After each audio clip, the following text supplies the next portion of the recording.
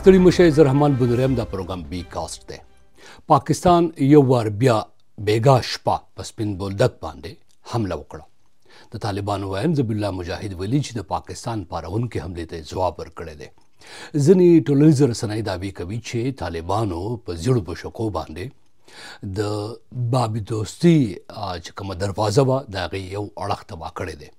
ښکاري بابي دوستي په بابي دښمنۍ بدل شوې ده. د دې امکان موجود دی چې بابي دوستي چې اوس په بابي دښمنۍ بدل شوې ده یو وار بیا په بابي دوستۍ بدل شي. خو یو خبره چې بیخي ناممکن ده هغه ده د افغانانو ملي حافظه چې دا خبره به ترې کله هم ونه وځي او نه به هیره کړي چې پاکستان په افغانستان باندې د حملې غلطي کړې وه.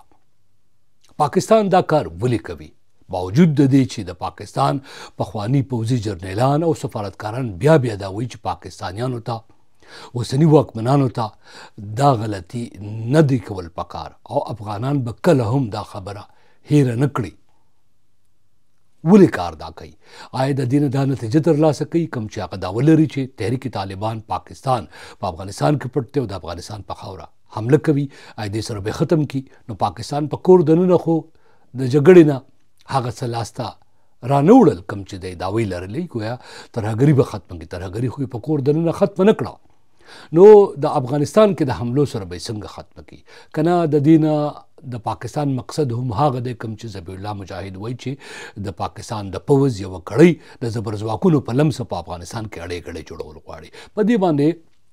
نن باس کومه چې د افغانانو د ملي حافظې نه به دا خبره ولې ونه وځي او پاکستان دا غلطي چې د پاکستان ته څومره ګرانه پرېوتی شي آیا پاکستانیان به په قلاره خوب وکړي؟ د دې ځواب باندې باس کوم خو ډېره مخکې لږ معلومات درکړم چې بیګا څه شوي دي هغه لیدونکي اورېدونکي چې نه دي خبر. بیګا دا وخت خبر راغی چې د پاکستان د لوري یو وار بیا په سپین بولدک باندې بریدونه شروع شو. په ټولنیزو رسنیو کې خبرونه راغلل، ما په هم معلومات ترلاسه کړل. نږدې 2.5 ساعت وروسته بیا داسې خبر راغی چې دواړو خواونه ډزبندي وشوه او جګړه ختمه شوه. دواړو خواو ته یعنې طالبانو ویل ذبیح الله مجاهد دا دعوه کړې چې د ډزو شروع چې ده د حملې شروع چې ده هغه پاکستان کړې وه او افغانستان یې ځواب ویلی و. او پاکستان د خوا افیشلی یا په رسمي توګه د خبر پخلی نه دی شوی، خو په مطبوعاتو کې داسې راغلی دي. ځینې څېړونکو نه ما تپوسونه کول چې هغه وایي چې ځایي سرچینو ورته ویلي دي چې په دغه ځای کې طالبانو پوستې جوړولې کومه چې د ډیورنډ لیکه ده یا کرښه ده او پاکستان دغه پوستې وایي چې مه جوړوئ. په دې باندې جګړه وشوه. جګړه 2.5 ساعت وروسته بنده شوه. په افغانستان کې هم او پاکستان کې هم د صحت چارواکي وایي چې دی په روغتونونو کې د بیړني حالاتو اعلان کړی و، خو ډېر زیات خلک شاید نه دي ژوبل شوي. ما چې کومه سرچینه ده په سپین بولدک کې د هغو سره خبرې وکړې نو هغه ویل چې په عامو کلو باندې ګولۍ ورېدې، په عامو کورونو باندې ګولۍ ورېدې، دغه ته چیک پوستې نه وي او د طالبانو کوم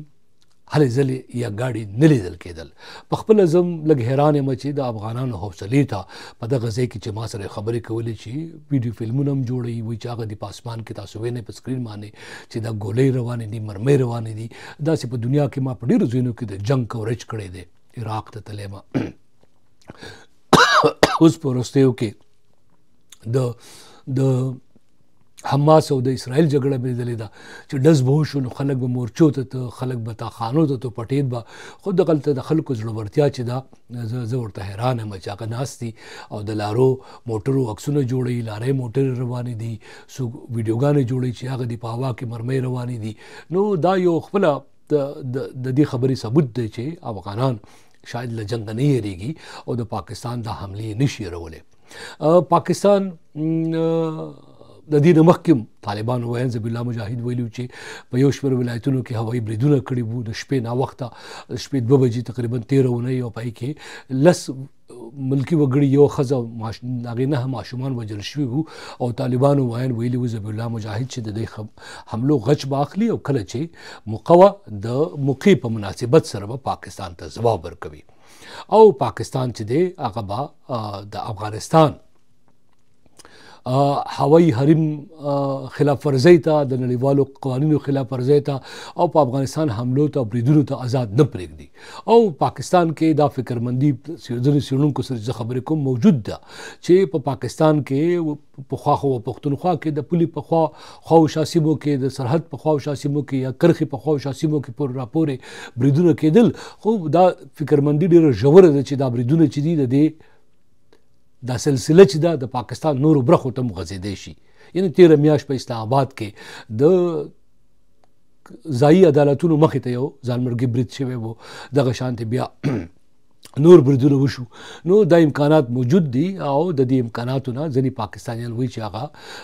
فکرمند دي. په خاصه توګه د پښتونخوا ولس دا خبره کوي د هغو د پښتونخوا چې کوم اسمبلي ده د هغې یو امن جرګه رابلل شوې وه تېره اونۍ او د هغې امن قومي جرګه کې تمامو ګوندونو حکومتي او غیر حکومتي مذهبي او غیر مذهبي ټولو په شریکه دا وویل چې پاکستان ته دا سرزوري نه ده پکار او دا حملې او بریدونه نه دي پکار، د دې نه څه ترلاسه کولی نه شي. البته دا جګړه چې ده دا به د پاکستان تر پوځ راورسي، بیا به د پاکستان د پوځ راغلی وي او بیا به ځان نشي خلاصولی. جګړه نه دي کول پکار، خبرې اترې کول پکار دي. او د پاکستان پوځ بیګا چې کوم خبري کانفرنس کو نو پای کې په دغه تګلاره باندې تنقید وکړو چې د ترهګرو ملګرتیا کوي او ترهګرو ته چې دی ځای ورکول غواړي او ترهګر چې دی د دوی وینه بهوي وغیره وغیره. اوس دې خبرې ته راځو چې افغانانو سره اوسنۍ دښمني چې ده په ممکنه توګه دا په دوستۍ بدل شي. بابي دوستي چې په ممکنه توګه تباه شوې ده او بابي دښمني ته جوړه شوې ده په ممکنه توګه دا بیا بابي دوستي جوړه شي، بیا روغ وشي. خو دا یو خبره چې ما په شروع کې کړې وه چې دا د دې امکان نشته دی، هغه ده د افغانانو ملي حافظه. افغانانو وایي چې دا خبره د هغو نه کله هم نشي ردی چې پاکستان دا غلطي کړې وه چې د هغو په خاوره باندې برید کړی و او د افغانانو په خاوره باندې برید چې دی هغه وایي چې دا په هیڅ حال هم د قبول وړ نه دی، دا نشي زغملی. چاته خپل بدل نه پرېږدي، غچ پتې اخلي. دا خو د هغو خپل دریځ دی. د دې نه علاوه پاکستانیان جنرال احسان د پښتونخوا مرګلې چې کوم میاشت مخکې کوم سیمینار شوی پای کې هم دا خبره کړې وه چې ګوره پاکستان ته دا غلطي نه ده پکار، پاکستان ته د زغم تګلاره چې ده پرېښودل نه دي پکار، دا اګریسیونس چې دی دا پاکستان ته ګران پرېوځي او هغه وایي چې زه افغانان پېژنم چې د افغانانو دا خبره نه هېرېږي. هسې هم هر څوک چې وي په خپله خاوره باندې په خپل حریم باندې برید چې دی هغه نه زغمي او ډېر داسې سرتیزي ډېرو طاقتورو د دنیا خلکو کړې ده چې وروسته بیا انجام ګوتې وروړل دي. زه به یو څو مثالونه درکړم. مثال په توګه د منځني ختیځ طاقتور صدام حسین چې دی هغه په خپل ګاونډي ورکوټې ګاونډي باندې ورغې، ټینکونه یې پر وخېجول، په کویت باندې بانۍ ورته جوړه کړه او د شپې د هغو باندې بریدونه وکړل. خلک چې دی هغه یې ورله مړه کړل او قبضه یې وکړله او هغې قبضې کې هغه ټوپک ځلو راځلو چې دا دی زه څومره طاقتور یم. خو د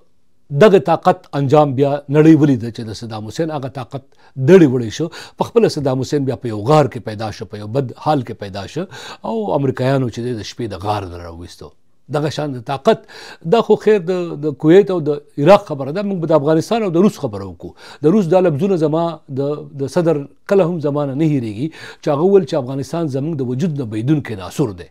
او هغه صحیح ویلي وو. د روس سوپر پاور وو، ټوټې ټوټې شه، زرې زرې شه. د افغانستان د حملې نه پس افغانان به یې وژلي وي، افغانانو کورونه به یې ړنګ کړي وي، په افغانانو باندې به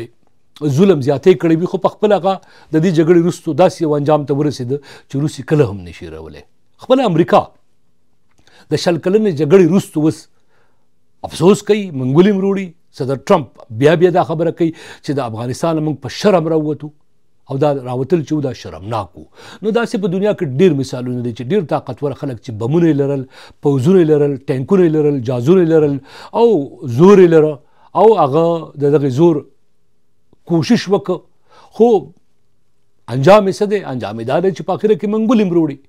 خپل امریکا هم طاقتور امریکا هم طالبانو سره خبرو ته ناسته وه. نو پاکستان د دې سرزورۍ د دې نه خبر دی چې دې انجام ښه نشي کېدی. په پاکستان کې به د دې خامخا افغانان چې دي هغه د جواب ورکولو د غچ اخیستو کوشش کوي.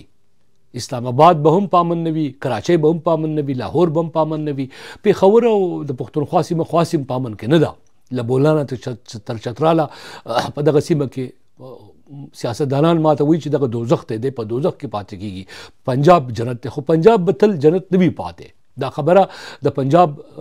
پخوانی جرنیلان او سفارتکاران هم دا وخت د پنجاب طاقتور اشرافیت او پوځي جرنیلانو ته مشوره ورکړي چې دا کار مه کوئ پاکستان ترلاسه کول څه غواړي دوه خبرې دي یوه دا پاکستان دعوه دا کوي چې دوی په دغه سیمه کې د ټي ټي پي غړي موجود دي هغه په پاکستان کې بریدونه کوي د بي ایل اے غړي موجود دي هغه د هندوستان په لمس بریدونه کوي او د دې بریدونو کوشش دی وکړه چې طالبان د خپل خوره د پاکستان خلاف استعمال ته ور نه کړي وي د دې نه قلار شي خو پاکستان وایي چې هغه نه قلارېږي خو زه په دې باندې لږ حیران یم زما 13 کاله تجربه د صحافت او د پاکستان په دې جګړه کې دا 20 کاله وشو چې موږ روزانه کار کوو چې دی خو په وزیرستان کې دی خو په باجوړ کې دی خو په مومندو کې دی په سوات کې دی په چترال کې په دغه سیمه کې امن قایم نه کړ د جګړې د لارې پښتونخوا کې اوس ولس وایي د پښتونخوا ټول ولس وایي چې دا جګړه چې دا مشکوکه ده ترهګر چې دی ژوندي ګرځي د پښتونخوا د اعلی وزیر علي امین ګنډاپور دا خبره 2 میاشتې مخکې هغه کړې وه چې دی ترهګر ونیسي وسلوال ونیسي د شپې پسې د پاکستان د استخباراتو خلک راشي د دې نه اخلاص کړي نو هغه ویل چې موږ جګړه ځکه نشو ختمولی چې جګړه د پاکستان استخبارات چې دي د هغو خلک پخپله کوي دغه دعوه پی ټي ایم هم کوي پی ټي ایم په خیبر په لویه جرګه کې هم دا خبره کړې وه چې د پوځ عملیات چې دي د قبول وړ نه دي اوس د قومي امن جرګه چې په پښتونخوا کې وشوه هغه هم دا ویل چې پوځ ته د عملیات بندول پکار دي نو که پاکستان په خپله خوره باندې د عملیاتو نه د بلوڅو تحریک ختم نه کړ د ټي ټي پي تحریک ختم نه کړ دغه شان نور تحریکونه ختم نه کړی شول ان تر دې په خیبر کې د منګل باغ ډلې ختم نه کړی شو اوس هم د هغو ملګري موجود دي نو په افغانستان کې د بریدونو سره به د ټي ټي پي وجود ختم کړي دا خو یو سوال دی په ممکنه داسې وشي خو دا خبره چې افغانستان په خوره د بریدونو کوي د افغانان نه هېروي د افغانستان اکیډمیا کې هم دا خبره کیږي په سیاسي مشرانو کې هم کیږي طالبان هم دا خبره کوي جمهوریت پلو هم دا خبره کوي طالب پلو هم دا خبره کوي او طالب علمان هم دا خبره کوي او ښځې او نري هم دا خبره کوي چې افغانانو تر اوسه پورې چې کوم جنګونه د هغو په سر ورته پل شوي دي هغو په چا حمله نه کړې خو دوی په سر ورته پل شوي دي او هغو تر هر ممکن حده پورې کوشش کړی چې د خپلې خاورې دفاع وکړي او دا ځل به هم د خپلې خاورې دفاع کوي دا خبره د طالبانو د کورنیو چارو وزیر خلیفه سراج الدین حقانی هم تیره میاشت چې کله په کابل کې وینا کوله نو ویې کړله چې جګړه دې حد ته نه ده رسېدلې چې یو بل ته ګوته په ماشه شو خبرې اترې کېدې شي هغه ویل چې زموږ مجبوریو ته وګورئ زموږ سره به دومره وسله نه وي دومره پوځ به نه وي دومره جازونه او ټینکونه به نه وي څنګه چې د پاکستان سره دي خو هغه ویل چې موږ سره چې کوم شی دی هغه د عزم د جنگ تجربه هغه موږ سره ده او هغه ویل چې دا جنگ موږ د امریکا خلاف هم پکې ورونه او بچیان وجل شوي دي او بیا به هم وجل کېږي موږ د دې نه یېرېږو نو خو هغه ورسره دا وایي چې دا موږ دا جګړه نه کوو تاسو یې کوئ که تاسو نه قلارېږئ تاسو زموږ په خاوره برید کوئ تاسو زموږ په خاوره حمله کوئ تاسو زموږ د خاورې خلاف ورزي کوئ نو دا جګړه چې ده دا به بیا ستاسو په کور کې هم هغه پاکستان به بیا هغه پاکستان نه وي پاتې نو زه دا فکر کوم چې د پاکستانیانو جرنیلانو اوسنۍ یو خو دغه هدف دی د ټي پي بل هدف شاید څنګه چې ذبیح الله مجاهد هم ویلي دي چې هغه د زبرځواکونو په لمسه باندې اړې ګړې جوړول غواړي او د پاکستان د پوځ یو کړی دا کار کوي او د پوځ دا کړی چې دا هغه شاید په طالبانو اوسني واکمنان چې دي دا بدلون غواړي پای کې د پاکستان د پوځي چارواکو په خبرو کې هم اوس داسې اورېدل کېږي چې په افغانستان کې د افغانستان حکومت نه دی بلکې رژیم دی او رژیم چینج خبره کېږي نو که دوی دا د زبرځواکونو په لمسه کول غواړي او په دې کې کامیاب هم شي نو آیا دا که ختم هم شي نو دغه خلک نه به دا خبره هیره شي دا سوال د پاکستانیانو په ذهن کې زه نه پوهېږم چې ولې د جرنیلانو په ذهن کې نه راځي د پاکستان اوسني واکمنان پوځي اشرافیه د پنجاب اشرافیه زه نه پوهېږم چې په دې خبره ولې نه پوهېږي چې موږ به دا حملې کوو خو عمر له خو به دا حال نه وي نو دوی د خپل شاید کور د ځینې جرنیلانو د ځینې نړیوالو سره د صدر ټرمپ سره شاید د هغه د ملګرتیا او د دوستۍ نه دومره خوشحاله وي چې هغونه دا هیر شوي وي چې ګوره جنګ چې دی دا د یو کور چې ته ورانی د یو کور ته چې کاڼې ولي نو ستا کور چې دی هغه په امن کې نشي پاتې کېدی بهرحال دا د روزي پروګرام بی کاسټ راتلونکو پروګرامونو کې په دې موضوعاتو بیا خبرې کوو تازه معلومات هر څه چې وي تر تاسو به در رسوم که تاسو تر اوسه پورې پروګرام بی کاسټ نه وي سبسکرایب کړی زموږ چینل په یوټیوب باندې نو سبسکرایب کړئ د خپلو ملګرو سره دا پروګرام چې دی زما زاری مینت د تاسو ته کوم چې دا ډاونلوډ کوئ ما خپل پاڼو ته اپلوډ کوئ ما د دې لینک شیر کولای شئ تاسو دا زموږ لپاره موږ په ډیره خواري کوو دا د شپې د نا وخت زه لګیا ما پروګرام ریکارډ کوم موږ ځان تیار کو شپه ورځ او بیا ملګری هغه ډاونلوډ کړي خپل پاڼو ته ورخیږي نو داسې مه کوئ او بیا تاسو پاڼې چې د غم د مشکل سره مخ کیږي که موږ دغه خلاف شکایت وکړو چېرته چې شپه ده هلته ښه شپه چېرته چې ورځ ده هلته مخه ورځ په مخه